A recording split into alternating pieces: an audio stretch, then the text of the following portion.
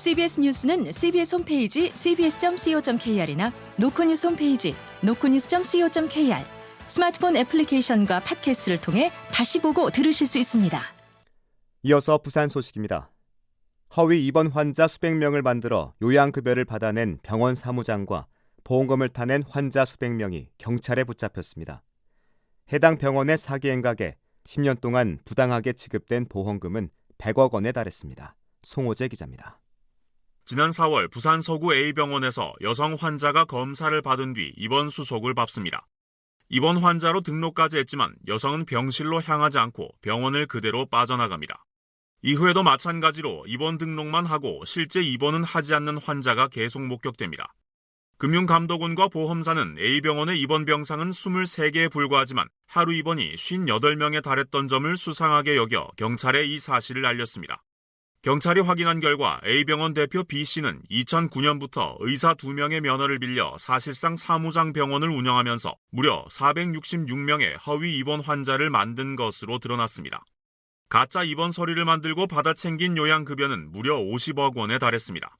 환자 수백 명도 보험에 중복 가입한 뒤 이 허위 서류를 제출하는 수법으로 50억 원 상당의 보험금을 부당하게 받은 것으로 확인됐습니다.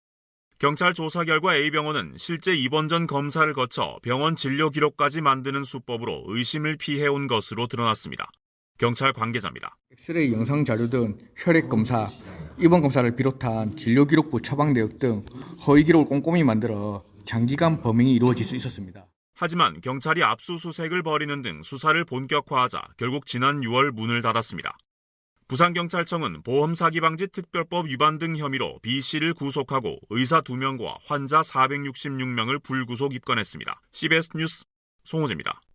지난해 매출 기준 국내 1000대 기업에 포함된 부산 기업은 28곳으로 3년째 전국 100인의 기업을 배출하지 못한 것으로 집계됐습니다.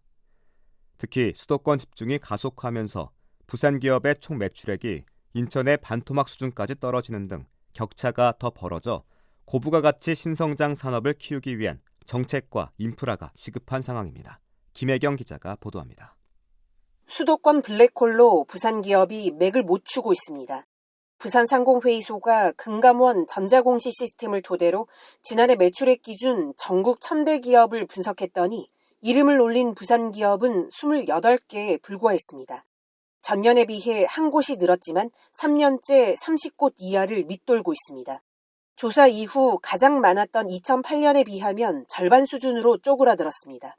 부산 1위는 르노코리아 자동차지만 전체 순위가 112위로 100위권 재진입에는 실패했습니다. 지역기업의 위상 하락은 매출액에서도 여과 없이 드러났습니다. 부산 1000대 기업 28개사의 총 매출액은 36조 8천억 원으로 전체의 1.2%에 불과했습니다. 수도권 집중이 가속화하면서 최근 대기업과 신사업 유치에 속도를 내는 인천 80조 8천억 원과 비교하면 절반에도 못 미치는 초라한 성적입니다. 인천은 송도국제도시를 조성한 이후 인구와 기업, 신산업이 빠르게 유입하면서 2017년 지역 내 총생산이 84조 1천억 원으로 부산을 처음으로 제쳤고 그 이후 격차를 더 벌리고 있습니다. 부산상공회의소 노희태 주임입니다.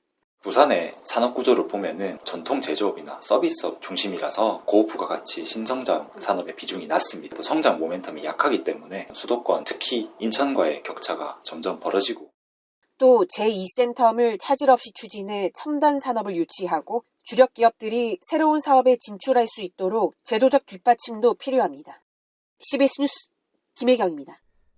부산 전세 사기 피해자 대책위원회 등은 오늘 오전 남구 문현동 부산국제금융센터 앞에서 기자회견을 열고 주택도시보증공사, 즉 허그의 일방적인 보증보험 취소를 철회하라고 촉구했습니다. 이들은 허그가 부산 지역 오피스텔 9채에 발급된 임대보증보험 중 83%인 126억 원에 대한 보증을 일괄 취소해 임차인 99가구가 고통을 받고 있다며 허그 측이 책임을 전세 사기 피해자에게 전가하는 것은 무책임하다고 주장했습니다.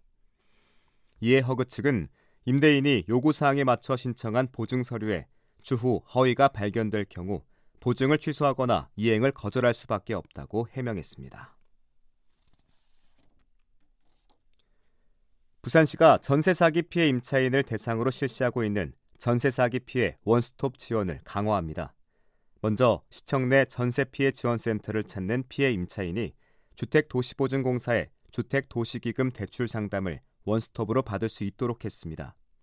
또 전세 피해 임차인에 대한 온라인 법률 상담 서비스를 도입해 온 오프라인에 걸쳐 법률 지원에 나설 계획입니다. 부산교통공사가 내일 대학 수학 능력 시험에 대비해 도시철도 특별수송 계획을 수립했습니다. 공사는 내일 아침 7시부터 역사에 안전인력 94명을 배치하고 비상 상황에 즉시 투입할 수 있는 임시열차 5대를 대기시킵니다. 또한 영어 듣기 평가가 실시되는 오후 1시부터 40분 사이에는 소음 영향을 줄이기 위해 지상 구간에서 열차 속도를 줄입니다. 부산 기장군 장안읍 주민을 중심으로 신규 원전을 유치하려는 움직임이 나타나면서 갈등이 우려됩니다. 기장군 장안읍 발전위원회 등 지역 주민단체는 정부가 신규 원전 건립을 확정하면 서명운동을 시작으로 유치운동에 나서기로 했습니다. 끝으로 났습니다. 부산은 오늘 대체로 맑은 가운데 낮 최고 기온은 16.1도를 기록했습니다. 내일은 구름 많다가 낮부터 비가 내리기 시작해 오후 늦게쯤 그치겠습니다. 예상 강수량은 5에서 30mm입니다. 내일 아침 최저 기온은 8도, 낮 최고 기온은 16도로 예상됩니다. 부산기상청은 해안을 중심으로 다소 강한 바람이 불고 있어 시설물 관리에 주의할 것을 당부했습니다. 부산의 현재 기온 12.1도, 습도는 43%입니다. 부산 CBS 저녁 종합 뉴스를 마칩니다. 지금까지 진행해 엔지니어 김상길, 기자 박중석, 아나운서 국재리였습니다.